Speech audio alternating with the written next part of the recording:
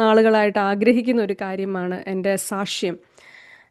അതൊരു വ്യക്തിക്കെങ്കിലും അവരുടെ ജീവിതത്തിൽ അവരെ ക്രിസ്തുവിലേക്ക് നയിക്കുവാനായിട്ട് കാരണമാകുന്നെങ്കിൽ അതെനിക്ക് ഒത്തിരി സന്തോഷമുള്ള കാര്യമാണ്. ഇന്ന് രാവിലെ ഞാൻ എൻ്റെ ഒരു ചെറിയ സാക്ഷ്യം നിങ്ങളോട് പങ്കുവെക്കാൻ ആഗ്രഹിക്കുന്നു. ആം, ഞാൻ ജനിച്ചത് കോട്ടയം ജില്ലയിലാണ്. കേരളത്തിലെ കോട്ടയം ജില്ലയിലാണ് ജനിച്ചത്. എനിക്ക് പപ്പയും മമ്മിയും ഒരു സഹോദരനും ഉണ്ട്. ഞങ്ങൾ ഒരു വിശ്വാസ കുടുംബത്തിലാണ് ഞാൻ ജനിച്ച് വളർന്നത്. അതുകൊണ്ട് തന്നെ വീട്ടിൽ നോർമലായിട്ട് ചർച്ചിൽ പോകും. ചർച്ചിലെ ആക്ടിവിറ്റീസിലെല്ലാം തന്നെ നോർമലായിട്ടുള്ള ഇതിൽ ഞാൻ പങ്കെടുത്തിരുന്നു. പക്ഷേ എൻ്റെ കർത്താവുമായിട്ടുള്ള ബന്ധം അതത്ര ഡീപ്പായിട്ടുള്ള ഒരു ബന്ധമൊന്നും അല്ലായിരുന്നു. എനിക്ക് ചർച്ചിൽ പോകുമെന്ന് ചോദിച്ചാൽ പോകും, ക്രിസ്തുവിൽ ബന്ധമുണ്ടോ എന്ന് ചോദിച്ചാൽ ഉണ്ട്. പക്ഷേ ഒരാഴമായ ഒരു ക്രിസ്തീയ ബന്ധം എനിക്ക് ഉണ്ടായിരുന്നില്ല. അങ്ങനെ ഇരിക്കുമ്പോൾ ഞാനൊരു പ്രാവശ്യം എൻ്റെ പപ്പയുടെ സിസ്റ്ററുടെ വീട്ടിൽ പോയപ്പോൾ അവിടെ ഒരു പ്രെയർ മീറ്റിംഗ് അറ്റൻഡ് ചെയ്തിട്ട് ഞാൻ ആ മീറ്റിംഗ് കഴിഞ്ഞ് അവിടെ വീട്ടിലിരിക്കുമ്പം ദൈവാത്മാവ് എൻ്റെ ഹൃദയത്തിനകത്ത് സംസാരിച്ചെന്ന് ഇപ്പം എനിക്കത് അറിയാം. ദൈവം എന്നോട് സംസാരിച്ചു. നീ ഇപ്പോൾ യാത്ര ചെയ്യുന്ന ഈ വഴി അത് എൻ്റെ ഹിതപ്രകാരമുള്ള ഒരു യാത്രയാണോ? അതിന് ദൈവം എനിക്കൊരു വചനം അവിടെ വെച്ച് തന്നു. മത്തായിയുടെ സുവിശേഷം 25 അധ്യായത്തിൽ നിന്ന് ദൈവം എന്നോട് സംസാരിച്ചു. അത് 10 കന്യകമാരെ പറ്റിയുള്ള ഉപമയാണ് അതിനകത്ത് പറയുന്നത്. അവിടെ വെച്ച് ദൈവം എന്നോട് സംസാരിച്ച കാര്യം, എൻ്റെ ഹിതത്തിലുള്ള യാത്ര, എൻ്റെ വരവിന് വേണ്ടി നീ ഒരുങ്ങിയിട്ടുണ്ടോ? നിൻ്റെ ആ ഒരുക്കം എത്രമാത്രം ഉണ്ട്? അപ്പോൾ അതെൻ്റെ ഹൃദയത്തെ വളരെയധികം ചിന്തിപ്പിച്ചു. ഞാൻ അവിടെ ഇരുന്ന് കർത്താവിനോട് ചോദിച്ചു, ഞാൻ ശരിയായിട്ട് നീ ആഗ്രഹിക്കുന്ന ഒരു വഴി കൂടെ അല്ല പോകുന്നെന്ന് എനിക്ക് മനസ്സിലാകുന്നുണ്ട്. അതുകൊണ്ട് എൻ്റെ ജീവിതത്തെ ഞാൻ ഇന്ന് നിൻ്റെ മുമ്പിൽ സമർപ്പിക്കുകയാണ്. എനിക്ക് നീ ആഗ്രഹിക്കുന്ന വഴി കൂടെ പോകണമെന്ന് കർത്താവെ ഞാൻ അതിനുവേണ്ടി സമർപ്പിക്കുന്നു എന്ന് പറഞ്ഞു. അതായിരുന്നു എനിക്ക് എൻ്റെ ക്രിസ്തീയ ജീവിതം, കർത്താവും ഒരുമിച്ചുള്ള യാത്ര അവിടെ വെച്ചാണ് ഞാൻ തുടങ്ങുന്നത്. അത് എനിക്ക് 17 വയസ്സ് പ്രായമുള്ള ആ സമയത്ത്. അന്ന് മുതൽ എൻ്റെ ജീവിതത്തിൽ ഒരു വലിയ മാറ്റം എനിക്ക് ഫീൽ ചെയ്യാൻ തുടങ്ങി. കാരണം അന്ന് വരെ ഞാൻ തന്നെ ചിന്തിക്കുന്ന കാര്യങ്ങൾ ഞാൻ പ്രവർത്തിക്കുന്നു, ഞാൻ തന്നെ ഡിസിഷൻസ് എടുക്കുന്നു, ഞാൻ തന്നെ മുന്നോട്ട് പോകുന്നു. അങ്ങനെ ഒരു ജീവിതമായിരുന്നു എൻ്റെ. പക്ഷെ അവിടുന്ന് അന്ന് മുതൽ ക്രിസ്തുവിലുള്ള ഒരു ബന്ധം എനിക്ക് സ്റ്റാർട്ട് ചെയ്തു. ഞാൻ അത് കഴിഞ്ഞിട്ട് എൻ്റെ കോളേജ് പഠനം, ഞാൻ CMS കോളേജിലാണ് കോട്ടയത്ത് പഠിച്ചത്. കോളേജ് ഞാൻ പഠിക്കാനായിട്ട് പ്രീ ഡിഗ്രി ചെയ്തു. പ്രീ ഡിഗ്രി കഴിഞ്ഞു. ഡിഗ്രിക്ക് ഞാൻ 3 വർഷം അവിടെ പഠിക്കാനായിട്ട് പോയ സമയത്ത് ഞാൻ ദൈവത്തോട് ഇങ്ങനെ പ്രാർത്ഥിച്ചു. എൻ്റെ ഉള്ളിൽ സുവിശേഷം പങ്കുവെക്കാനുള്ള ഭയങ്കര ഒരു താല്പര്യം, അത് ഞാൻ രക്ഷിക്കപ്പെട്ട ആ സമയം തൊട്ട് എൻ്റെ മനസ്സിൽ ഭയങ്കരമായിട്ട് സുവിശേഷം പങ്കുവെക്കണമെന്നൊരു താല്പര്യം എൻ്റെ മനസ്സിലുണ്ടായിരുന്നു. എനിക്ക് കിട്ടുന്ന ഏത് ചെറിയ അവസരത്തിലും ഞാൻ യേശുവിനെ പറ്റി മറ്റുള്ളവരോട് പറയും. അങ്ങനെ ഒരു താല്പര്യമായിരുന്നു ദൈവം എൻ്റെ ഹൃദയത്തിൽ ആദ്യം മുതൽ തന്നത്. അങ്ങനെ ഞാൻ പഠിക്കുന്ന ഡിഗ്രിക്ക് ഞാൻ ജോയിൻ ചെയ്യുന്ന സമയത്ത് എൻ്റെ അഡ്മിഷനകത്ത് ചില പ്രശ്നങ്ങൾ വന്നു. എനിക്ക് അഡ്മിഷൻ കിട്ടാതെ വന്നു അവിടെ ആദ്യമേ. അപ്പം ഞാൻ ദൈവത്തോട് ഒരു കാര്യം പറഞ്ഞു, കർത്താവേ, നീ എനിക്ക് ഈ കോളേജിലൊരു അഡ്മിഷൻ തരുവാണെങ്കിൽ ഞാൻ എന്നെക്കൊണ്ട് പറ്റുന്ന രീതിയിൽ ഇവിടെ യേശുവിനെ പറ്റി പ്രസൻറ്റ് ചെയ്യും. എൻ്റെ ക്ലാസ്സിലോ അല്ലെങ്കിൽ എനിക്ക് ഏത് ഓപ്പർച്യൂണിറ്റി കിട്ടിയാലും അവിടെ ഞാൻ യേശുവിനെ പറ്റി പറയുമെന്നൊരു തീരുമാനം ഞാൻ എൻ്റെ ഹൃദയത്തിനകത്തെടുത്തു. 3 ദിവസം ഞാൻ ഈ അഡ്മിഷൻ്റെ ആവശ്യത്തിന് കോളേജിൽ പോയി. പക്ഷേ എനിക്ക് ഒരു റെസ്പോൺസും അവിടെ നിന്ന് കിട്ടിയില്ല. 3-ാമത്തെ ദിവസം ഞാൻ വീട്ടിൽ വെച്ച് പ്രാർത്ഥിച്ചിട്ട് കോളേജിൽ ചെന്നു. അപ്പോൾ എൻ്റെ കൂടെ ലോക്കൽ ഗാർഡിയൻ, എൻ്റെ പപ്പായും മമ്മിയും ആരുമില്ല, ഞാൻ ഒറ്റയ്ക്ക് അവിടെ ചെല്ലുന്നത്. അപ്പോൾ ഞങ്ങളുടെ ഡിപ്പാർട്ട്മെൻറ്റിന്, ഞാൻ ഹിസ്റ്ററിയാണ് ചെയ്തത്, ഡിപ്പാർട്ട്മെൻറ്റിൻ്റെ ഹെഡ് അവിടെ എന്നെ വെയിറ്റ് ചെയ്ത് വെളിയിൽ നിൽക്കുക. എന്നിട്ട് പറഞ്ഞു, നിനക്ക് വേണ്ടി ഒരു അഡ്മിഷൻ ഇവിടെ റെഡിയാണ്, നിൻ്റെ ലോക്കൽ ഗാർഡിയൻ ഉണ്ടോ എന്ന് ചോദിച്ചു. അപ്പം ഞാൻ പറഞ്ഞു, എൻ്റെ കൂടെ ആരും വന്നിട്ടില്ല എന്ന് പറഞ്ഞപ്പോൾ സാറ് പറഞ്ഞു, ഞാൻ തന്നെ നിനക്ക് ലോക്കൽ ഗാർഡിയനായിട്ട് പേര് വെക്കാം, നീ ഇപ്പം തന്നെ ജോയിൻ ചെയ്യണമെന്ന് പറഞ്ഞു. അതൊരു ഭയങ്കര അത്ഭുതമായിട്ട് ഞാൻ വിശ്വസിക്കുന്നു. കാരണം ദൈവത്തിനൊരു പദ്ധതി അതിനകത്ത് ഉണ്ടായിരുന്നു എന്ന് പിന്നീട് എനിക്ക് മനസ്സിലായി, എന്നെ ആ കോളേജിൽ അഡ്മിഷൻ തരിക എന്നുള്ളത്. ഞാൻ ഡിഗ്രി ലെവൽ 3 വർഷം അവിടെ ചെയ്തു. അങ്ങനെ ഇരിക്കുമ്പോൾ ഞാൻ ഒരു ICPF എന്ന് പറയുന്ന ഒരു ഒരു കോളേജ് യൂണിയൻ, ഒരു കോളേജുകളുടെ ഇടയിൽ പ്രവർത്തിക്കുന്ന ഒരു പ്രസ്ഥാനമാണ്. അവർ യങ്സ്റ്റേഴ്സിനോട് സുവിശേഷം പറയുന്ന ഒരു ഗ്രൂപ്പ്. അപ്പോൾ അവർക്ക് വേണ്ടി അതിൽ ഞാൻ ജോയിൻ ചെയ്യാനായിട്ടിടയായി. അതെനിക്കൊരു ഭയങ്കര, ക്രിസ്തുവിൽ എന്നെ വളർത്തിയ ഒത്തിരി കടപ്പാട് എനിക്ക് അവരോടുണ്ട്. അങ്ങനെ ഞാൻ അതിൽ ജോയിൻ ചെയ്തു. ഞാൻ അതിൽ കൂടെ ചെറിയ മീറ്റിങ്ങുകളൊക്കെ ഞങ്ങളുടെ കോളേജിനകത്ത് നടക്കാൻ തുടങ്ങി. ഞാൻ യേശുവിനെ പറ്റി ചെറിയ രീതിയിലൊക്കെ എൻ്റെ ക്ലാസ്സിലുള്ള കുഞ്ഞുങ്ങളോടൊക്കെ പറയുമായിരുന്നു. ഒരു ദിവസം ഞാൻ ഒരാൾക്ക് ഒരു ട്രാക്റ്റ് ഞാൻ കൊടുത്തു. അപ്പോൾ ആ ട്രാക്റ്റ് കൊടുത്ത സമയത്ത് ആ വ്യക്തിക്ക് അത് ഇഷ്ടപ്പെട്ടില്ല. ഇഷ്ടപ്പെടാതെ ആ ക്ലാസ് റൂമിലെല്ലാം അത് കീറി വലിച്ച് എറിഞ്ഞു. അപ്പം അത് കണ്ടപ്പോൾ എനിക്ക് വളരെ മാനസികമായിട്ടുള്ള ബുദ്ധിമുട്ട് തോന്നി ആദ്യം. അപ്പം എൻ്റെ കൂടെ ഉണ്ടായിരുന്ന 1, 2 ആൾക്കാരൊക്കെ പറഞ്ഞു, വിഷമിക്കണ്ട, അത് അവരുടെ അറിവില്ലായ്മ കൊണ്ട് ചെയ്തതല്ലേ, പോട്ടെ എന്നൊക്കെ പറഞ്ഞു. പക്ഷെ എനിക്ക് ഒത്തിരി സങ്കടത്തോടെ ഞാൻ അന്ന് ക്ലാസ് റൂം വിട്ട് പോയി. ഞാൻ ദൈവത്തോട് ചോദിച്ചു, കർത്താവേ, ഞാൻ ഇങ്ങനെ വളരെ സ്നേഹത്തോടെയല്ലേ അത് ചെയ്തത്, പിന്നെ എന്തുകൊണ്ടാണ് എനിക്ക് അങ്ങനെ ഒരു റിജക്ഷൻ വന്നത്? എനിക്കതൊരു വലിയ ബുദ്ധിമുട്ടായിട്ട് തോന്നി. പക്ഷെ ഞാൻ വീണ്ടും പിന്നീട് ഞാൻ ആരോടും അവിടെ ക്ലാസ്സിലൊന്നും സുവിശേഷമൊന്നും പറഞ്ഞില്ല. മീറ്റിംഗ് ഒക്കെ നോർമലായിട്ട് ചെയ്തു പോന്നു. അത് കഴിഞ്ഞ് ഞാൻ വളരെ പ്രാർത്ഥിച്ചുകൊണ്ടിരുന്നു. എൻ്റെ ക്ലാസ്സിലുള്ള എല്ലാ കോളേജിലുള്ള പിള്ളേർക്ക് വേണ്ടിയൊക്കെ ഞാൻ പ്രാർത്ഥിക്കുമായിരുന്നു. അങ്ങനെ പ്രാർത്ഥിച്ചുകൊണ്ടിരുന്ന് ഞാൻ ഡിഗ്രി കഴിഞ്ഞ് എൻ്റെ എക്സാം കഴിഞ്ഞ സമയത്ത് അതൊരു ഭയങ്കര അത്ഭുതമായി ഞാൻ വിശ്വസിക്കുന്നു. ദൈവത്തിനൊന്നും അസാധ്യമല്ലെന്ന് ഞാൻ വിശ്വസിക്കുന്നു. എൻ്റെ ക്ലാസ്സിൽ പഠിച്ച 2 കുഞ്ഞുങ്ങൾ, ഞാൻ അവരോട് സുവിശേഷം പറഞ്ഞിട്ടില്ല, പക്ഷെ അവർ രണ്ടുപേരും യേശുവിനെ അവരുടെ രക്ഷകനും കർത്താവുമായിട്ട് സ്വീകരിച്ച് അവർ സ്നാനപ്പെട്ട് അവർ കർത്താവിൻ്റെ സഭയിൽ അംഗത്വമെടുത്തു. അപ്പോൾ ഞാൻ അതിന് ശേഷമാണ് ഈ കാര്യങ്ങളെല്ലാം അറിയുന്നത്. എക്സാമിന് ശേഷം ഞങ്ങൾ പല സ്ഥലത്തേക്ക് പോയി. ഞാൻ അതിനെക്കുറിച്ച് അറിഞ്ഞില്ല. പിന്നീടാണ് ഞാനത് അറിയുന്നത്. അപ്പം ഞാൻ വിശ്വസിച്ചു, ദൈവം എത്രയോ വലിയവനാണ്. നമ്മളുടെ ചെറിയ ആഗ്രഹങ്ങളെ പോലും കർത്താവ് മാനിക്കുന്ന ദൈവമാണ്. അത് ദൈവത്തിനൊന്നും അസാധ്യമല്ല. 8 വർഷങ്ങൾക്ക് ശേഷം എൻ്റെ കല്യാണം കഴിഞ്ഞ് എൻ്റെ ഇളയ മോളുണ്ടായ ശേഷം എൻ്റെ ക്ലാസ്സിൽ പഠിക്കുന്ന ഒരാളും കൂടെ യേശുവിനെ രക്ഷകനും കർത്താവുമായി സ്വീകരിച്ചത് ഞാൻ കണ്ടു. അത് ഈ 3 വ്യക്തികൾ യേശുവിങ്കിലേക്ക് വന്നപ്പോൾ ഞാൻ മനസ്സിലാക്കി, ദൈവത്തിന് ഒന്നും അസാധ്യമല്ല. നമ്മൾ പറയുന്ന ഒരു ചെറിയ വാക്കോ അല്ലെങ്കിൽ നമ്മൾ ചെയ്യുന്ന ഒരു ചെറിയ പ്രവൃത്തി പോലും ദൈവം അത് വലിയ അത്ഭുതങ്ങളാക്കി മാറ്റുമെന്ന് 3 വർഷം ഞാൻ CMSൽ പഠിച്ചത് എന്തിനാണെന്ന് ദൈവത്തിന് എന്നെ കാണിച്ചു തരണമായിരുന്നു. നമ്മൾ പറയുന്ന ചെറിയ കാര്യങ്ങൾക്ക് പോലും വലിയ വാല്യൂ കർത്താവ് കൊടുക്കുന്നുണ്ട്, അല്ലെ ദൈവത്തിൻ്റെ രാജ്യം പണിയാനാണ് നമ്മളെ വിളിച്ചിരിക്കുന്നത് എന്നുള്ള ഒരു കാര്യം ദൈവം എന്നെ ബോധ്യപ്പെടുത്തുമായിരുന്നു. അതിനുശേഷം ഞാൻ എൻ്റെ വിവാഹത്തിൻ്റെ കാര്യത്തിലേക്ക് വന്നു. ഞാൻ ഡിഗ്രിക്ക് പഠിച്ചു. അത് കഴിഞ്ഞ് ഞാൻ ഒരു 2 വർഷത്തോളം കോട്ടയത്തുണ്ടായിരുന്നു. ആ സമയത്ത് എൻ്റെ വിവാഹത്തിൻ്റെ കാര്യങ്ങളൊക്കെ വീട്ടിൽ ആലോചിച്ചുകൊണ്ടിരുന്നു. ഞാൻ ദൈവത്തോട് ഒത്തിരി പ്രാർത്ഥിച്ചു, കർത്താവേ, നിനക്ക് ഹിതമുള്ളൊരു വ്യക്തിയെ, എൻ്റെ മനസ്സിൽ വലിയൊരു താല്പര്യമായിരുന്നു. എനിക്ക് മറ്റുള്ളവരോട് സുവിശേഷം പങ്കുവെക്കണം, കർത്താവിൻ്റെ വേല ചെയ്യണം, അതൊക്കെയായിരുന്നു എൻ്റെ മനസ്സിലെ താല്പര്യങ്ങൾ. പക്ഷേ എനിക്ക് റൈറ്റ് ആയിട്ടുള്ള ഒരു ഇതിലേക്ക് ഞാൻ കണക്റ്റ് ആയില്ല ആ സമയത്ത്. അതിപ്പം എനിക്കറിയാം, നമ്മൾ ഒരു കറക്റ്റ് ആയിട്ടുള്ള ഒരിടത്തേക്ക് കണക്റ്റ് ആയില്ലെങ്കിൽ നമുക്ക് വളർന്നു വരാനുള്ള സാഹചര്യങ്ങളില്ല. അപ്പം ഞാൻ ദൈവത്തോട് പ്രാർത്ഥിച്ചുകൊണ്ടിരുന്നു. എൻ്റെ വിവാഹത്തിൻ്റെ കാര്യങ്ങളൊക്കെ വന്ന സമയത്ത് പല വിവാഹാലോചനകൾ എനിക്ക് വന്നു. പക്ഷെ ഞാൻ ദൈവത്തോട് പ്രാർത്ഥിച്ചു, റൈറ്റ് ആയിട്ടുള്ള ഒരു വ്യക്തിയെ എൻ്റെ ജീവിതത്തിൽ കൊണ്ട് തരണം. അപ്പോൾ എനിക്ക് ഒരു വിവാഹാലോചന വന്നു. ആലോചന വന്ന സമയത്ത് ഞാൻ ചില പ്രശ്നങ്ങളുള്ള ഒരു സാഹചര്യമായിരുന്നു അത്. വിശ്വാസത്തിൽ ഒറ്റയ്ക്ക് വന്ന ഒരു വ്യക്തി. അപ്പോൾ അങ്ങനെയൊക്കെയുള്ള കാര്യങ്ങളുണ്ടായിരുന്നതുകൊണ്ട് പലരും എന്നെ നിരുത്സാഹപ്പെടുത്തി, അങ്ങനെ ഒരു ഇതിലേക്ക് പോകണ്ട എന്ന് പലരും എന്നെ നിരുത്സാഹപ്പെടുത്തി. പക്ഷേ ഞാൻ ദൈവത്തോട് പ്രാർത്ഥിച്ചുകൊണ്ടിരുന്നു. എനിക്ക് അപ്പോഴും ഒരു സ്വഭാവം ഉണ്ടായിരുന്നു. ഞാൻ എന്ത് കാര്യങ്ങൾ വരുമ്പോഴും ദൈവത്തിൻ്റെ സന്നിധിയിൽ ഞാൻ പ്രാർത്ഥിക്കും. കർത്താവിനോടൊരു അഭിപ്രായം ഞാൻ ചോദിക്കും. അത് എൻ്റെ ഒരു സ്വഭാവത്തിൻ്റെ ഭാഗമായിരുന്നു ആ സമയത്ത്. അങ്ങനെ ഞാൻ പ്രാർത്ഥിച്ചുകൊണ്ടിരുന്നു. ഈ വന്ന പ്രപ്പോസൽ ദൈവഹിതമാണെന്ന് എനിക്കൊത്തിരി ഭയപ്പെടുത്തുന്ന സാഹചര്യങ്ങൾ ആ സമയത്തുണ്ടായിരുന്നെങ്കിലും അത് ദൈവഹിതമായിരുന്നു എന്ന് എന്നെ ബോധ്യപ്പെടുത്തുന്ന രീതിയിൽ ദൈവം എന്നോട് സംസാരിക്കാൻ തുടങ്ങി. ഒരു പക്ഷേ നമ്മുടെ ജീവിതത്തിൽ ചില ഡിസിഷൻസ് എടുക്കേണ്ട സമയത്ത് മാനുഷികമായിട്ട് നമുക്ക് തോന്നും ഇത് നമ്മുടെ ജീവിതത്തിൽ ഒത്തിരി പ്രശ്നങ്ങളായി മാറും അല്ലെങ്കിൽ പ്രയാസങ്ങളായി മാറുമെന്ന് നമുക്ക് തോന്നുമെങ്കിലും ദൈവം നമ്മളോട് പറയുകയാണ്, നീ ഇതിൽ മുമ്പോട്ട് സ്റ്റെപ്പ് വെക്കുക എന്ന് പറഞ്ഞാൽ അത് ഒരിക്കലും നമ്മുടെ ജീവിതത്തെ നശിപ്പിക്കാനല്ല.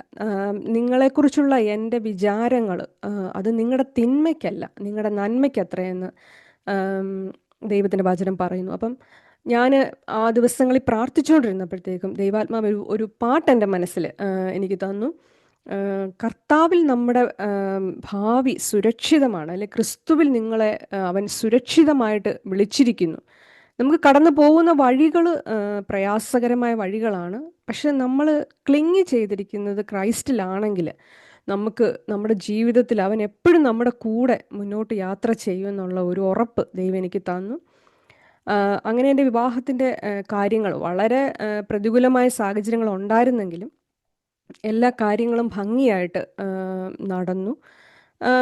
ഞാൻ മുമ്പോട്ടുള്ള യാത്രയിൽ എനിക്ക് ഞാൻ 2013 ഞങ്ങൾ UK വന്നു. എൻ്റെ ഹസ്ബൻഡിന് ഇവിടെയാണ് ജോലി. അപ്പോൾ ഞാനും പിള്ളേരും, എനിക്ക് 2 മക്കളുണ്ട്. മൂത്തയാൾ മോൻ കെവിൻ, ഇളയാൾ സ്നേഹ. ഞങ്ങൾ 3 പേരും, ഹസ്ബൻഡ് ആദ്യം ഇവിടെ വന്നു, അത് കഴിഞ്ഞിട്ട് ഞാനും മക്കളും അതിനുശേഷം 2013 ഞങ്ങൾ UK വരുന്നത്. UK വന്നു കഴിഞ്ഞപ്പോൾ എനിക്ക് ആദ്യം ഞാനിവിടെ സ്ട്രഗിൾ ചെയ്തൊരു വിഷയം എന്ന് പറഞ്ഞു കഴിഞ്ഞാൽ, ഒരു പ്രോപ്പറായിട്ടുള്ള ഒരു ചർച്ച് എനിക്ക് ആ സമയങ്ങളിലൊന്നും തന്നെ കിട്ടിയില്ല. ഒത്തിരി മാനസികമായിട്ടൊരു പെട്ടെന്നൊരു ഷോക്ക്, കൾച്ചറൽ ഷോക്ക്. UK ആളുകൾക്ക് അറിയാം, നമ്മൾ നാട്ടിൽ നിന്ന് ഒരു സാഹചര്യത്തിൽ ഇങ്ങോട്ട് വരുമ്പോൾ നമുക്ക് നാട്ടിൽ കിട്ടിക്കൊണ്ടിരിക്കുന്ന ആത്മീയ സന്തോഷങ്ങളോ അല്ലെങ്കിൽ ഒരു സപ്പോർട്ടോ ഒന്നും ഇവിടെ നമുക്ക് കിട്ടത്തില്ല. വളരെ വ്യത്യാസമുള്ള ഒരു കൾച്ചറും അങ്ങനെയുള്ള സാഹചര്യം ഇവിടെയുണ്ട്. അപ്പം ഞാൻ ദൈവത്തോട് പ്രാർത്ഥിച്ചുകൊണ്ടിരുന്നു, കർത്താവേ, ഞാൻ എങ്ങനെ ഇവിടെ സർവൈവ് ചെയ്യും? കാരണം ഞാൻ വന്ന സ്ഥലത്ത് ഒരു നല്ല ചർച്ചില്ല, എനിക്ക് നല്ല കൂട്ടായ്മയ്ക്ക് ആളുകളില്ല, എനിക്ക് അങ്ങനെ ഒരു കണക്ഷനും ഇല്ലാത്തൊരു സ്ഥലത്തേക്കാണ് ഞാൻ വരുന്നത്. അപ്പോൾ ഞാൻ ദൈവത്തോട് ചോദിച്ചു, എന്തിനാണ് നീ എന്നെ ഇങ്ങോട്ട് കൊണ്ടുവന്നത്? ഞാൻ എത്ര നല്ലൊരു ആത്മീയ സന്തോഷത്തിലാണ് നാട്ടിൽ നിന്നത്, പിന്നെ എന്തിനാണ് ഈ രാജ്യത്തോട് നീ എന്നെ കൊണ്ടുവന്ന്? ഞാനിപ്പോൾ ഒരു വല്ലാത്ത സ്ട്രഗിളിലാണല്ലോ കർത്താവേ എന്ന് ഞാൻ ദൈവത്തോട് ചോദിച്ചു. പക്ഷെ അതെൻ്റെ ജീവിതത്തിൻ്റെ ഒരു സെക്കൻഡ് ഫേസ് തുടങ്ങുവാന്ന് എനിക്ക് മനസ്സിലായില്ല. കാരണം ഞാനത് പറയാനുള്ള കാര്യം, അതുവരെ ഞാൻ നിന്ന ഒരു സാഹചര്യത്തിൽ നിന്ന് കംപ്ലീറ്റ് ആയിട്ട് ഡിഫറെൻ്റ് ആയിട്ടുള്ള ഒരു അവസ്ഥയിലേക്ക് ദൈവം എന്നെ മാറ്റുമായിരുന്നു. എന്ന് ഞാൻ പറയുന്നത് എന്നാന്ന് ചോദിച്ചു കഴിഞ്ഞാൽ, നമ്മൾ ഒറ്റയ്ക്ക് എങ്ങനെ ക്രിസ്തുവിൽ വളരാം, ഒരു വ്യക്തി എങ്ങനെ ഒറ്റയ്ക്ക് വളരാമെന്ന് എന്നെ ദൈവം പഠിപ്പിച്ചു തുടങ്ങിയ ഒരു കാര്യമായിരുന്നു അത്. എനിക്ക് കംപ്ലീറ്റ് ആയിട്ട് ഇത് ന്യൂ ആയിരുന്നു. എനിക്കിതൊന്നും അറിയത്തില്ല. ഞാൻ ഒത്തിരി കരഞ്ഞു, ഒത്തിരി സങ്കടപ്പെട്ടു, ദൈവത്തോട് ചോദിച്ചു, എന്തിനെന്നെ ഇങ്ങനെ ഇവിടെ കൊണ്ടാക്കി. ഒരുപക്ഷെ എന്നെ കേൾക്കുന്ന നിങ്ങളിൽ പലരും ചിലപ്പം, അല്ലെ ഒരു വ്യക്തിയെങ്കിലും അങ്ങനെ ഒരു അവസ്ഥയിൽ കൂടി ഇപ്പോൾ പോകുന്നുണ്ടായിരിക്കാം. നിങ്ങൾക്കറിയത്തില്ല എന്തിനാണ് ഇങ്ങനെ ഒരു അവസ്ഥയിലേക്ക് വന്നത്. ഇതൊരു ദൈവത്തിൻ്റെ ഇഷ്ടമല്ലായിരുന്നു എന്ന് വരെ ഞാൻ ദൈവത്തോട് ചോദിച്ചു. ആ സമയത്ത് ദൈവത്തിൻ്റെ ഇഷ്ടമല്ലേ ഞാനിവിടെ വന്നത്? അങ്ങനെ ഒരു വല്ലാത്ത സാഹചര്യത്തിൽ കൂടെ ഞാൻ പോയപ്പോൾ ഞാൻ ദൈവത്തോട് പറഞ്ഞു, കർത്താവേ, നീ എനിക്ക് മനസ്സിലാക്കി തരണം, ഞാൻ എങ്ങനെ വളരണം. എൻ്റെ മനസ്സിനകത്ത് വലിയ താല്പര്യമുണ്ട് കർത്താവിന് വേണ്ടി പ്രയോജനപ്പെടണം, കർത്താവിന് വേണ്ടി പ്രയോജനപ്പെടണം. പക്ഷേ എനിക്ക് പിടിച്ചു നിൽക്കാൻ പറ്റുന്നില്ല. ഞാൻ ഒറ്റ വ്യക്തിയായിട്ട് അവിടെ നിൽക്കുകയാണ്. എൻ്റെ കൂടെ ആരുമില്ലാത്തൊരു സാഹചര്യം.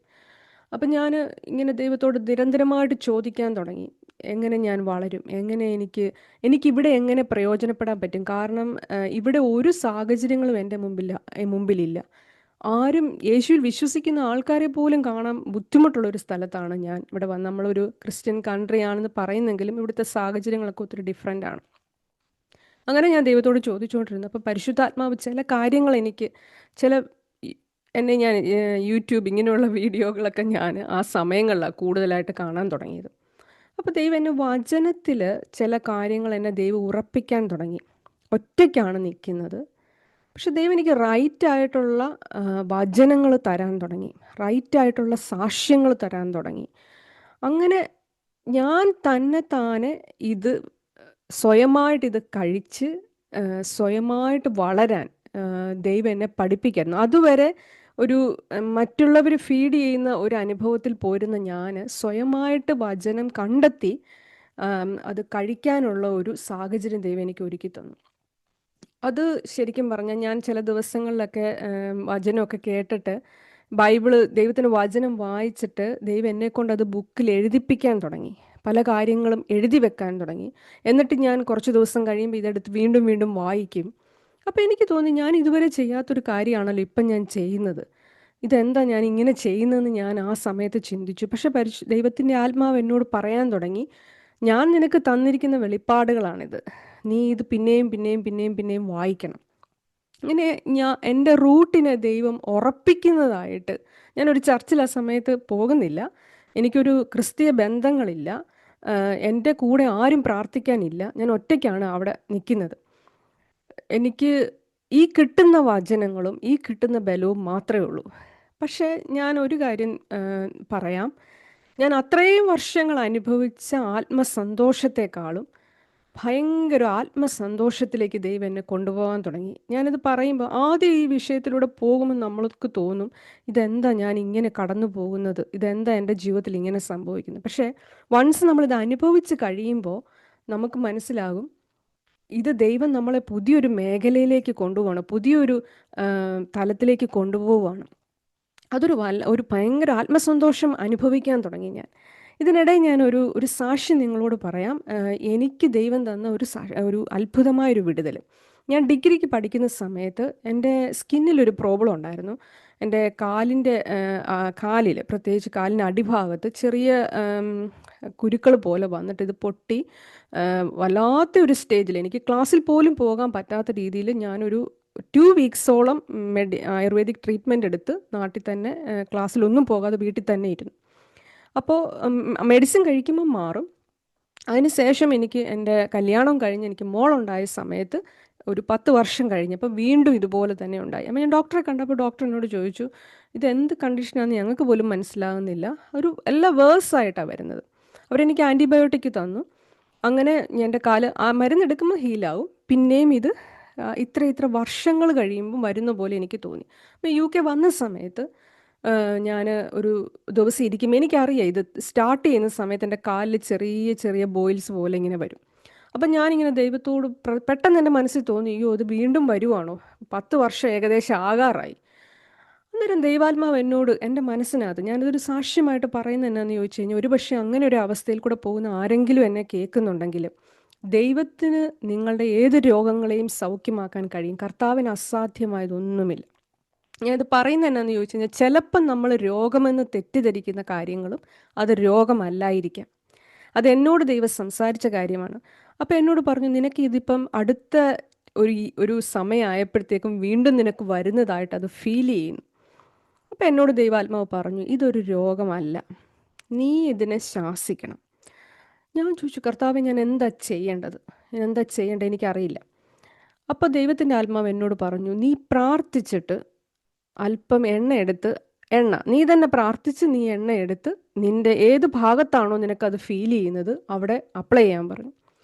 അങ്ങനെ ഞാൻ പ്രാർത്ഥിച്ചിട്ട് പറഞ്ഞു, ഈ രോഗത്തിൻ്റെ ആത്മാവിനും എൻ്റെ ശരീരത്തിൻ്റെ മേൽ ഒരവകാശവുമില്ല. അങ്ങനെ ഞാൻ പ്രാർത്ഥിച്ചു. ആ എണ്ണ ഞാൻ എവിടെയാണോ എനിക്കത് ഫീൽ ചെയ്തു അവിടെ തേച്ചു. നിങ്ങൾക്ക് വിശ്വസിക്കുമെന്ന് അറിയത്തില്ല, ഇപ്പോൾ ഏകദേശം 10 വർഷത്തിലാണ് എനിക്കത് ഫീൽ ചെയ്തുകൊണ്ടിരുന്നത്.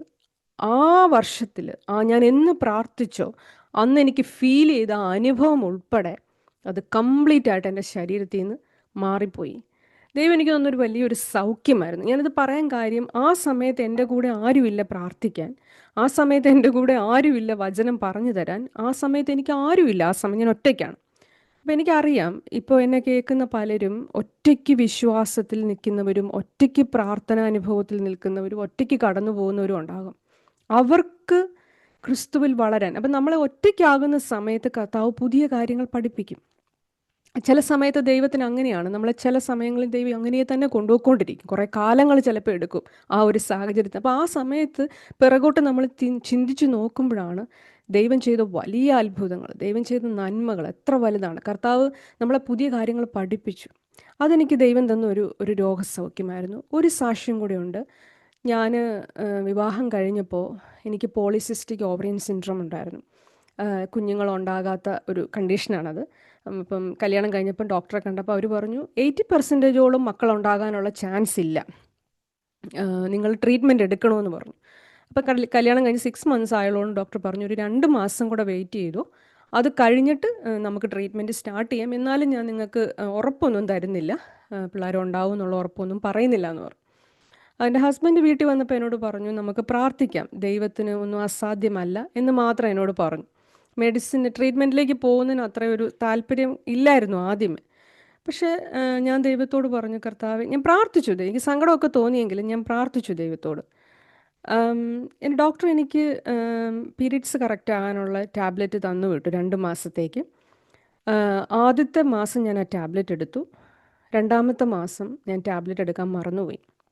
പക്ഷെ ഇതിനിടയിൽ ഒരു സംഭവം ഉണ്ടായി. ഞങ്ങളുടെ ചർച്ചിൽ ഒരു ദൈവദാസൻ വന്നിരുന്നു. ദൈവദാസൻ വന്നപ്പോൾ ഒരുപക്ഷെ നിങ്ങളിൽ കേട്ടിട്ടുണ്ടായിരിക്കാം, പ്രോഫറ്റിക്കൽ ആക്ഷൻ ചെയ്യുന്ന ചില ദൈവദാസന്മാരുണ്ട്. എന്ന് പറഞ്ഞാൽ പഴയ നിയമത്തിലൊക്കെ അതിനുള്ള ഉദാഹരണങ്ങളുണ്ട്.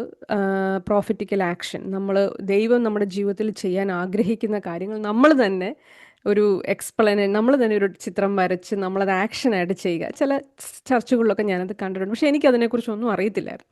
അപ്പോൾ ഈ ദേവദാസൻ ആ ചർച്ചിൽ വന്നപ്പോൾ ഇങ്ങനെ പറഞ്ഞു, നിങ്ങളുടെ ജീവിതത്തിൽ എന്താണ് ഇപ്പം നിങ്ങളൊരു അനുഭവിക്കുന്ന വിഷയം, ആ വിഷയത്തിൽ ദൈവം ഒരു വിടുതൽ നിങ്ങൾക്ക് തരാൻ ആഗ്രഹിക്കുന്നെങ്കിൽ നിങ്ങൾ തന്നെ ഒരു പിക്ചർ വരച്ച് ദൈവത്തോട് പറയുക, കർത്താവേ എനിക്കൊരു സൗഖ്യം ഈ വിഷയത്തിൽ വേണം. അങ്ങനെ ഞാൻ വീട്ടിൽ വന്നിട്ട് എൻ്റെ ഡോക്ടർ എനിക്ക് വരച്ച് തന്നൊരു പിക്ചർ ഉണ്ടായിരുന്നു. എൻ്റെ യൂട്രസിൻ്റെ കണ്ടീഷനും എൻ്റെ ഇപ്പോഴത്തെ ഡിഫക്റ്റും എല്ലാം. ഈ പിക്ചർ എടുത്തിട്ട് ഞാൻ എൻ്റെ മുമ്പിൽ വെച്ചിട്ട് ഞാൻ പുതിയതായിട്ടൊരു പിക്ചർ അവിടെ വരച്ചു.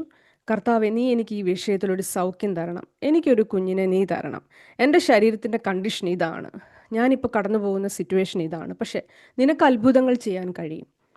ഞാൻ അങ്ങനെ പ്രാർത്ഥിച്ചു. ഞാനൊരു പുതിയ പിക്ചർ അപ്പുറത്ത് വരച്ചു. ഇതെല്ലാം കറക്റ്റായിട്ടുള്ള ഒരു പിക്ചർ ഞാൻ വരച്ചു. ഇങ്ങനെ ഒരു സംഭവം ഞാൻ ഇതിനിടെ ചെയ്തായിരുന്നു. എന്നിട്ട് ഞാൻ ദൈവത്തോട് പ്രാർത്ഥിച്ചു, ഇതൊരു അത്ഭുത വിഷയമാക്കി നീ മാറ്റണം എന്ന് ഞാൻ ദൈവത്തോട് പ്രാർത്ഥിച്ചു. സെക്കൻഡ് മന്തിൽ ഞാൻ ആ ടാബ്ലറ്റ് എടുക്കാൻ മറന്നുപോയി. ഞാൻ തന്നെ പിന്നീട് 10 ദിവസം മുൻപേ എടുക്കണം, ഞാനത് വിട്ടുപോയി. അപ്പോൾ ടാബ്ലറ്റ് എടുക്കാതിരുന്നപ്പോൾ പെട്ടെന്ന് എനിക്ക് വിഷമം തോന്നി, ഞാൻ ടാബ്ലറ്റ് എടുത്തില്ലല്ലോ. നിങ്ങൾക്ക് ദൈവത്തിൻ്റെ ഒരു വലിയ പ്രവൃത്തിയായിരുന്നു ഇത്. ആ മാസം ഞാൻ പ്രഗ്നൻ്റായി. ഡോക്ടർ എന്നോട് 80% മാത്രമേ ഈ അതായത് നമ്മൾ ട്രീറ്റ്മെൻറ്റ് എടുത്താൽ പോലും സാധ്യതയുള്ളെന്ന് പറഞ്ഞ സ്ഥാനത്ത് ദൈവം എനിക്ക് അത്ഭുതമായിട്ട് ആ രണ്ടാമത്തെ മാസത്തിൽ തന്നെ ഒരു വിടുതൽ തന്നു. പിന്നെയും എൻ്റെ പോളിസിസ്റ്റിക് സിൻഡ്രോം കണ്ടിന്യൂ ചെയ്തു. അത് കുറേ കാലം കൂടെ എൻ്റെ ശരീരത്തിലുണ്ടായിരുന്നു. അത് കഴിഞ്ഞിട്ട് ഞാൻ ഒരു 10 വർഷത്തിന് ശേഷം എൻ്റെ ശരീരത്തിൽ അമിതമായിട്ട് വണ്ണം വെക്കുന്നു. അപ്പം ഞാൻ ഡോക്ടറെ പോയി കണ്ടു. ഡോക്ടറെ കണ്ടിട്ട് ഞാൻ പറഞ്ഞു, ഡോക്ടർ, എൻ്റെ ശരീരത്തിൽ ഇങ്ങനൊരു കണ്ടീഷനുണ്ട്. 2 കുട്ടികൾ എനിക്ക് ആ സമയത്തായി, പക്ഷേ സ്റ്റിൽ എൻ്റെ ഈ ശരീരത്തിൻ്റെ ഈ ഒരു പ്രോബ്ലം നിൽക്കുകയാണ്. ഡോക്ടർ എന്നോട് പറഞ്ഞു, നീ ഒന്ന് പോയി സ്കാൻ ചെയ്ത് നോക്ക്, നിനക്ക് ഇപ്പോഴും അത് ഉണ്ടോ എന്ന് സ്കാൻ ചെയ്യാൻ പറഞ്ഞു. ഞാൻ വളരെ വിഷമത്തോടെയാണ്, എനിക്കറിയത്തില്ല ഇത് ഇപ്പോഴും എൻ്റെ ശരീരത്തിലുണ്ടോ എന്ന്. എങ്കിലും ഞാൻ പോയി അത് സ്കാൻ ചെയ്തു. സ്കാൻ്റെ റിസൾട്ട് വന്നപ്പോൾ ഈ സ്കാൻ ചെയ്ത ഡോക്ടർ എന്നോട് ചോദിച്ചു, ആരാ പറഞ്ഞ് നിങ്ങൾക്ക് പോളിസിസ്റ്റിക് ഉണ്ടെന്ന്? അപ്പം ഞാൻ പറഞ്ഞു, എനിക്ക് ഇതുപോലെ എൻ്റെ 2 കുട്ടികളുണ്ടാകുന്നതിന് മുമ്പ് തന്നെ ഡോക്ടർ എനിക്ക് തന്ന ഡയഗ്നോസാണ് എൻ്റെ ശരീരത്തിൽ പോളിസിസ്റ്റിക് ഓവറിയൻ സിൻഡ്രോം ഉണ്ടെന്നുള്ളത്. ഈ പ്രാവശ്യത്തെ സ്കാനിങ്ങിൽ അങ്ങനെ ഒരു സംഭവം അവർക്ക് കണ്ടെത്താൻ പോലും കഴിഞ്ഞിട്ടില്ല, എൻ്റെ ശരീരത്തിൽ അങ്ങനെ ഒരു പ്രോബ്ലം ഉള്ളതായിട്ട്. ഇന്ന് വരെ ദൈവം എൻ്റെ ജീവിതത്തിൽ അങ്ങനെ ഒരു കോംപ്ലിക്കേഷനോ ഒരു പ്രയാസമോ പിന്നീട് അതിൻ്റെ പേരിൽ ഉണ്ടായിട്ടില്ല. ദൈവത്തിൻ്റെ അത്ഭുതമായ വിടുതലുകൾ എൻ്റെ ശരീരത്തിൽ ഞാൻ അനുഭവിച്ചതാണ്. അത് കർത്താവ് നടത്തിയ 2 പ്രധാനപ്പെട്ട സൗഖ്യങ്ങളായിരുന്നു അത്. അതിനുശേഷം ഞാൻ എൻ്റെ ക്രിസ്തീയ ജീവിതത്തിൻ്റെ ഇങ്ങോട്ടുള്ള കാര്യങ്ങളാണ് പറയാനായിട്ട് താല്പര്യപ്പെടുന്നത്. അവിടെ എന്നെ ക്രിസ്തുവിൽ കർത്താവ് വളർത്തിക്കൊണ്ട് വരുമായിരുന്നു. പിന്നെയും അപ്പോഴും എൻ്റെ ചർച്ചിൻ്റെ കാര്യങ്ങളൊന്നും തന്നെ എനിക്ക് റെഡി ആയില്ല. പക്ഷെ എൻ്റെ ഉള്ളിൽ എനിക്കെപ്പോഴും കർത്താവിന് വേണ്ടി പ്രയോജനപ്പെടണമെന്നുള്ള വലിയ താല്പര്യം, പരിശുദ്ധാത്മാവ് ഒരിക്കലും എന്നിൽ നിന്ന് മാറി നിൽക്കാത്ത പോലെ എപ്പോഴും എന്നോട് ദൈവം സംസാരിക്കും. പ്രാർത്ഥിക്കാൻ ഞാനിവിടെ താമസിക്കുന്ന ഏരിയയിലുള്ള എൻ്റെ തൊട്ടടുത്ത് താമസിക്കുന്ന ഇംഗ്ലീഷ് ഫ്രണ്ട്സൊക്കെ എനിക്കുണ്ട്. അവർക്ക് വേണ്ടിയൊക്കെ ഞാൻ ദൈവത്തോട് പ്രാർത്ഥിക്കും. ഞാൻ ഈ രാജ്യത്ത് വന്നപ്പോൾ എപ്പോഴും ഞാൻ ദൈവത്തോട് പറയുന്ന, കർത്താവെ, അവരുടെ ഉള്ളിൽ കർത്താവിനെ അറിയാനുള്ള ഒരു പാഷൻ അവർക്ക് കൊടുക്കണേന്ന് ഞാൻ എപ്പോഴും ദൈവത്തോട് അപ്പോൾ എനിക്കറിയാം ദൈവം എന്നെ വിളിച്ചിരിക്കുന്ന വിളി ഒരു പക്ഷേ സുവിശേഷം പങ്കുവെക്കാനുള്ള ഒരു വിളിയായിരിക്കാം ദൈവം എൻ്റെ ഹൃദയത്തിൽ തന്നിരിക്കുന്നതെന്ന് ഞാൻ വിശ്വസിക്കുകയാണ്. അപ്പോൾ ഞാൻ എപ്പോഴും ചിന്തിക്കും, എന്തിനാണ് ഇങ്ങനെ ഒറ്റയ്ക്ക് എന്നെ ഇവിടെ ഇങ്ങനെ നിർത്തിയിരിക്കുന്നത്? ഈ രാജ്യത്ത് തന്നെ പല ചർച്ചുകളുണ്ടാകാം, പല സാഹചര്യങ്ങളുണ്ടായിരിക്കാം, പക്ഷെ ഞാൻ എന്തുകൊണ്ടാണ് ഒറ്റപ്പെട്ട് നിൽക്കേണ്ട വരുന്നത് എന്ന് ഞാൻ എപ്പോഴും ചിന്തിക്കാറുണ്ട്. ഇപ്പോൾ എനിക്ക് മനസ്സിലാവുന്നുണ്ട്, ഞാൻ മാത്രമല്ല, ഒത്തിരി പേര് പല രാജ്യങ്ങളിൽ പല സ്ഥലങ്ങളിൽ ഇങ്ങനെ ഒറ്റപ്പെട്ട് കർത്താവിന് വേണ്ടി പ്രയോജനപ്പെടാനായിട്ട് ആഗ്രഹിച്ച്, എന്നാൽ ദൈവം അവരെ ഒറ്റയ്ക്ക് വളർത്തിക്കൊണ്ട് വരുന്നുണ്ടെന്ന് ഞാനിപ്പോൾ പല കാര്യങ്ങളും പലരെയും കാണുമ്പോഴും ഞാനത് മനസ്സിലാക്കുന്നുണ്ട്. ആം, ഞാൻ ഇന്നലെ ദൈവത്തിൻ്റെ വചനം വായിച്ചപ്പോൾ പരിശുദ്ധാത്മാവ് എനിക്ക് ഏലിയാവിൻ്റെ ഒരു കാര്യം മനസ്സിലാക്കി തന്നു. ഏലിയാവ് ഒറ്റയ്ക്ക്, ഏലിയാവിനെക്കുറിച്ച് പ്രത്യേക ഡിസ്ക്രിപ്ഷൻ ഒന്നും ബൈബിൾ പറയുന്നില്ല. ഒരു പ്രത്യേക ഒരു സ്ഥലം തിശ്ബിയിൽ നിന്നുള്ള തിശ്ബനായ ഏലിയാവ് അത്ര മാത്രമേ പറയുന്നുള്ളൂ. അവൻ്റെ അപ്പനെക്കുറിച്ചോ അമ്മയെക്കുറിച്ചോ സഹോദരങ്ങളെക്കുറിച്ചോ ഒന്നും ആ ഭാഗത്ത് പറയുന്നില്ല. പക്ഷെ ആ ഏലിയാവ് ഒറ്റയ്ക്ക് നിന്ന് കർത്താവിൻ്റെ ആ വചനം നിവർത്തിയാകാൻ വേണ്ടി ഒറ്റയ്ക്ക് ദൈവം ഉപയോഗിച്ച വ്യക്തിയാണ്. നമ്മൾ യാക്കോബിൻ്റെ ലേഖനത്തിൽ പറയുന്നുണ്ട്, നമുക്ക് സമസ്വഭാവമുള്ള മനുഷ്യനാണ് ഏലിയാവ്. അവൻ പ്രാർത്ഥിച്ചപ്പം 3 വർഷം 6 മാസവും മഴ പെയ്തില്ല. അപ്പോൾ നമുക്ക് സമസ്വഭാവമുള്ള മനുഷ്യനെന്ന് പറയുമ്പോൾ നമ്മളെപ്പോലുള്ളൊരു സാധാരണ വ്യക്തിയായിട്ടാണ് അവിടെ പറയുന്നത്. പക്ഷെ എത്ര വലിയ അത്ഭുതങ്ങളാണ് ദൈവം ആ വ്യക്തിയുടെ ജീവിതത്തിൽ ചെയ്തത്. ഇസബേലിൻ്റെ ഒരു വാക്കിൻ്റെ മുമ്പിൽ ക്ഷീണിച്ച് ചൂരച്ചെടിയുടെ കീഴിൽ പോയിട്ട് കിടന്നിട്ട് പറഞ്ഞു, ഇനി എനിക്ക് മരിച്ചാൽ മതി, ഞാൻ എൻ്റെ അപ്പൻ്റെ അമ്മയെക്കാരും പിതാക്കന്മാരെക്കാളും ഒക്കെ ഞാൻ ഒട്ടും തന്നെ കൂടിയ ആളൊന്നും അല്ല, അതുകൊണ്ട് ദൈവമേ എന്നെ ഇവിടെ നിന്ന് അങ്ങ് എടുക്കണമേ എന്ന് പ്രാർത്ഥിച്ച ഏലിയാവ്. പക്ഷെ ഏലിയാവിനെ നമ്മൾ ചിന്തിക്കുമ്പോൾ ആരാധനയുടെ വിഷയത്തിനകത്ത് ഏലിയാവ് വലിയ ഒരു സ്റ്റാൻഡാണ് അവിടെ എടുക്കുന്നത്. കർമ്മേലിൻ്റെ മുകളിൽ ആ ഒരു എന്താ പറയുന്നത്, പ്രാർത്ഥിക്കാൻ വേണ്ടി മുട്ടുമടക്കുന്ന ഏലിയാവ്. അതുപോലെ പ്രവാചകന്മാരുടെ മുമ്പിൽ, ബാലിൻ്റെ പ്രവാചകന്മാരുടെ മുമ്പിൽ ഒട്ടും തലകുനിക്കാതെ ദൈവം അവനെ പിടിച്ചു നിർത്തുകയാണ്. കാരണം ഒരു വശത്ത് മുഴുവനും ശത്രുവിൻ്റെ പ്രവാചകന്മാരും മറ്റു വശത്ത് ഒരൊറ്റ വ്യക്തിയുമായിട്ട് ഏലിയാവ് നിൽക്കുമ്പം അവിടെ ഏലിയാവിനെ ബലപ്പെടുത്തുന്നത് ദൈവത്തിൻ്റെ അഭിഷേകമാണ്. നമ്മുടെ ജീവിതത്തിലും നമ്മൾ ചിലപ്പോൾ ഒറ്റപ്പെട്ട് നിൽക്കേണ്ട സാഹചര്യങ്ങൾ വരും. അത് ക്രിസ്തുവിൽ വളരാൻ ആഗ്രഹിക്കുന്ന, ഒരു ശിഷ്യനായിട്ട് വളരാൻ ആഗ്രഹിക്കുന്ന ആരുടെയും ജീവിതത്തിൽ അങ്ങനെ നമ്മൾ ഒറ്റപ്പെട്ട് നിൽക്കേണ്ട സാഹചര്യങ്ങൾ വരും. പക്ഷെ അവിടെ ഏലിയാവിന് വേണ്ടി ദൈവത്തിൻ്റെ പ്രവർത്തികൾ വെളിപ്പെടുവാണ്. ഏലിയാവിൻ്റെ പ്രാർത്ഥനയുടെ മുമ്പിൽ തീ ഇറങ്ങി വന്ന് സകലത്തെയും ദഹിപ്പിച്ച് കളഞ്ഞ് അവന് ഒരു വലിയ വിടുതൽ അവിടെ കൊടുക്കുന്നുണ്ട്. അപ്പം ഞാൻ എപ്പോഴും ചിന്തിക്കും, ദൈവം ഉപയോഗിച്ചിട്ടുള്ള, ദൈവത്തിന് വേണ്ടി ഉപയോഗിക്കപ്പെടുന്ന വ്യക്തികളുടെയൊക്കെ ജീവിതത്തിൽ അവർ വലിയ പ്രതിസന്ധികളിൽ കൂടെ കടന്നു പോകേണ്ട വന്നാലും സ്വർഗത്തിലെ ദൈവം എപ്പോഴും അവരോട് കൂടെ ഇരുന്ന് അവരുടെ ജീവിതത്തിൽ അത്ഭുതങ്ങൾ ചെയ്യുന്നത് നമ്മൾ കാണും. ഞാൻ ഇതിലൂടെയൊക്കെ പറയാനായിട്ട് ആഗ്രഹിക്കുന്നതും, എനിക്കറിയാം എന്നെപ്പോലെ ഒത്തിരി പേര് ഇങ്ങനെ ഒറ്റയ്ക്ക് വളരുന്ന സഹോദരിമാരും ഒത്തിരി പേരുണ്ട്. നമുക്ക് ഒരുമിച്ച് ക്രിസ്തുവിൽ വളരാൻ ഇങ്ങനെയൊരു പ്ലാറ്റ്ഫോമിനെ ദൈവം ഉപയോഗിക്കുന്നതിന് ഞാൻ ദൈവത്തോട് നന്ദി പറയുകയാണ്. കാരണം ഇത് കണ്ടപ്പോൾ എൻ്റെ മനസ്സിനകത്ത് ഒത്തിരി സന്തോഷം തോന്നി. പല സ്ഥലങ്ങളിൽ അനേകർ ഒത്തിരി പ്രയാസങ്ങളിലൂടെയും പ്രശ്നങ്ങളും കൂടെ പോയിട്ട് അവർ ക്രിസ്തുവിൽ വളരുന്നല്ലോ. അപ്പോൾ എപ്പോഴും നമ്മൾ ഒറ്റപ്പെടുമ്പോഴും നമ്മൾ ഒറ്റയ്ക്കാകുമ്പോഴും ദൈവം നമ്മളെ വളർത്തുകയാണ്.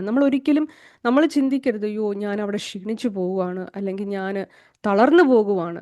നമ്മൾ അങ്ങനെ ആകുമ്പോഴാണ് നമ്മുടെ ബലം വർദ്ധിക്കുന്നത്, നമ്മുടെ സ്പിരിച്വൽ മസിൽസൊക്കെ ബലപ്പെടുവാണ്. അവിടെ നമ്മൾക്ക് വലിയ ആത്മസന്തോഷം, ഞാൻ പറഞ്ഞല്ലോ ഞാൻ ഇവിടെ വന്ന സമയത്താണ് ആ ആത്മസന്തോഷം എനിക്ക് കൂടുതൽ അനുഭവിക്കാനായിട്ട് പറ്റുന്നു. മറ്റ് സ്ഥലങ്ങളിൽ നമ്മൾ ഇരിക്കുമ്പം നമുക്ക് ആത്മസന്തോഷം ഇല്ലെന്നല്ല, പക്ഷെ നമ്മൾ ഒറ്റയ്ക്കാകുമ്പോൾ നമ്മളും പരിശുദ്ധാത്മാവും കൂടെ ഒരുമിച്ച് യാത്ര ചെയ്യാം.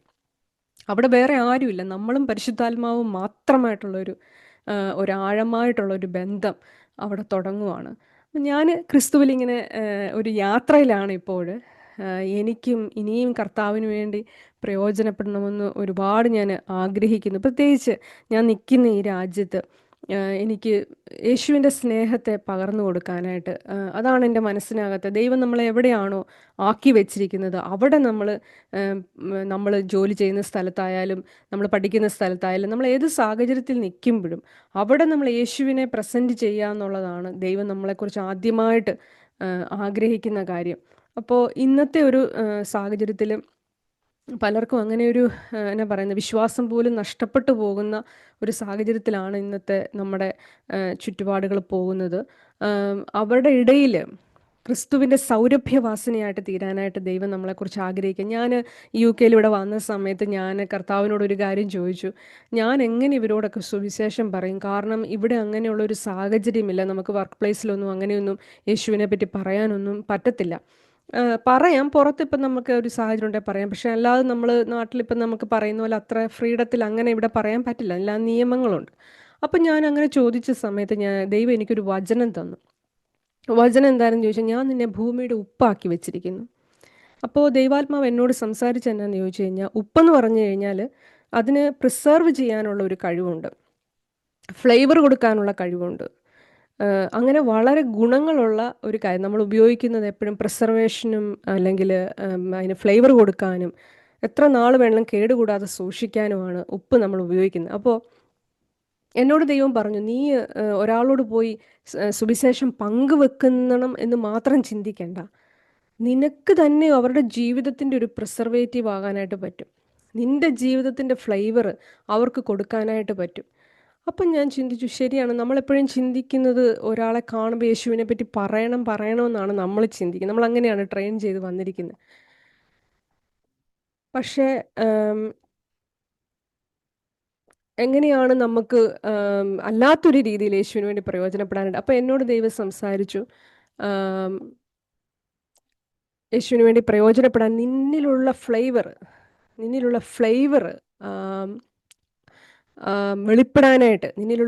വെളിപ്പെടാനായിട്ട് നിനക്ക് അവസരങ്ങൾ ഞാൻ തരും. ഞാൻ ജോലി ചെയ്യുന്ന സ്ഥലത്ത് എനിക്ക് അങ്ങനെ ഒരു സാഹചര്യങ്ങൾ ദൈവം തരാറുണ്ട്. അവിടെ പബ്ലിക്കായിട്ട് എനിക്ക് സുവിശേഷം പങ്കുവെക്കാൻ പറ്റത്തില്ലെങ്കിൽ പോലും ചില സാഹചര്യങ്ങളിൽ എന്നിലുള്ള ക്രൈസ്റ്റിനെ അവിടെ കൊടുക്കാനായിട്ട് എനിക്ക് പറ്റിയിട്ടുണ്ട്. ഞാനിപ്പോഴും ദൈവത്തോട് അതാണ് പ്രാർത്ഥിക്കുന്നത്. ഇപ്പോഴും ഞാൻ ദൈവത്തോട് അതാണ് പ്രാർത്ഥിക്കുന്നത്. കർത്താവ്, എന്നിലുള്ള വെളിച്ചം, എന്നിലുള്ള ഈ ഒരു ക്രിസ്തുവിൻ്റെ സ്നേഹം, അത് എൻ്റെ ചുറ്റുപാടിൽ, ഞാൻ ജോലി ചെയ്യുന്ന സ്ഥലത്ത്, ഞാൻ എവിടെ ആയിരിക്കുന്നു അവിടെയൊക്കെ കൊടുക്കാനായിട്ട് നീ എന്നെ ശക്തീകരിക്കണമെന്ന് ഞാൻ ദൈവത്തോട് എപ്പോഴും പ്രാർത്ഥിക്കുന്നുണ്ട്.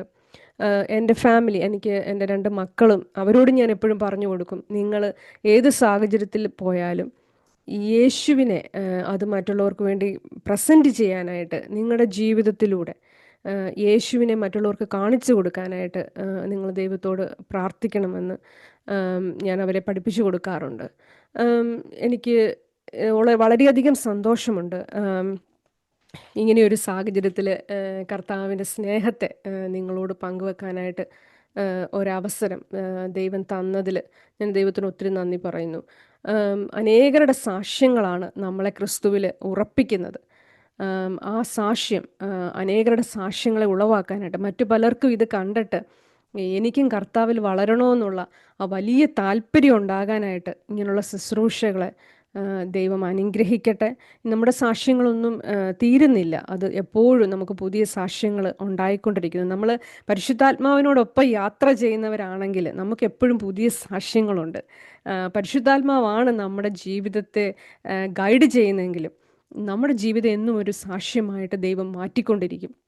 ഞാൻ വിശ്വസിക്കുന്നു ഈ ലോകത്തിൻ്റെ പല ഭാഗത്തും പലതരം പ്രതിസന്ധികളിൽ കൂടെ പോകുന്ന അനേകം ആൾക്കാരുണ്ട് ക്രിസ്തുവിൽ വളർന്നുകൊണ്ടിരിക്കുന്നവർ. എന്നാൽ അവർക്ക് എവ്രി ഡേ അവർ ക്രിസ്തുവിൽ സാക്ഷികളായിട്ട് മാറിക്കൊണ്ടിരിക്കുകയാണ്. പ്രശ്നങ്ങൾ വരുമ്പോഴും പ്രതികൂലങ്ങൾ വരുമ്പോഴും അവർ ക്ഷീണിച്ചു പോകുന്നവരല്ല. യഹോവയെ കാത്തിരിക്കുന്നവർ ശക്തിയെ പുതുക്കും. അവർ കഴുകന്മാരെ പോലെ ചിറകടിച്ചു കയറും. അവർ തളർന്നു പോകാതെ ഓടുകയും ക്ഷീണിച്ചു പോകാതെ നടക്കുകയും ചെയ്യുന്ന ദൈവത്തിൻ്റെ വചനം പറയുന്നു. ആ വചനങ്ങളാണ്, ദൈവത്തിൻ്റെ വചനങ്ങളാണ് എപ്പോഴും നമ്മളെ ശക്തീകരിക്കുന്നത്. ആത്മാവിലാണ് നമ്മൾ ബലപ്പെട്ട് മുൻപോട്ട് പോകുന്നത്. അപ്പം ജീവിതത്തിൽ ചിലപ്പം കർത്താവിനെ സ്വീകരിച്ചിട്ട് വളരെ പെർസിക്യൂഷനിലൂടെ പോകുന്ന ആളുകൾ ഉണ്ടായിരിക്കാം. വളരെ ബുദ്ധിമുട്ടുകൾ കൂടെ വായി തുറക്കാൻ പോലും പറ്റാത്ത സാഹചര്യങ്ങളിൽ നമ്മളെ കേൾക്കുന്ന ആളുകൾ ഉണ്ടായിരിക്കാം. പക്ഷെ അവരോടുള്ള ഒരു സദ്വർത്താനം, നമ്മൾ പരിശുദ്ധാത്മാവുമായിട്ട് ചേർന്ന് നമ്മളൊരു ജീവിതം മുൻപോട്ട് കൊണ്ടുപോകുമ്പോൾ ദൈവം നമുക്ക് തുണയായിട്ട്, നമ്മുടെ സഹായമായിട്ട് എപ്പോഴും നമ്മുടെ കൂടെ ഉണ്ടാകും. നമ്മൾ ക്രിസ്തുവിൽ വളരുകയാണ്.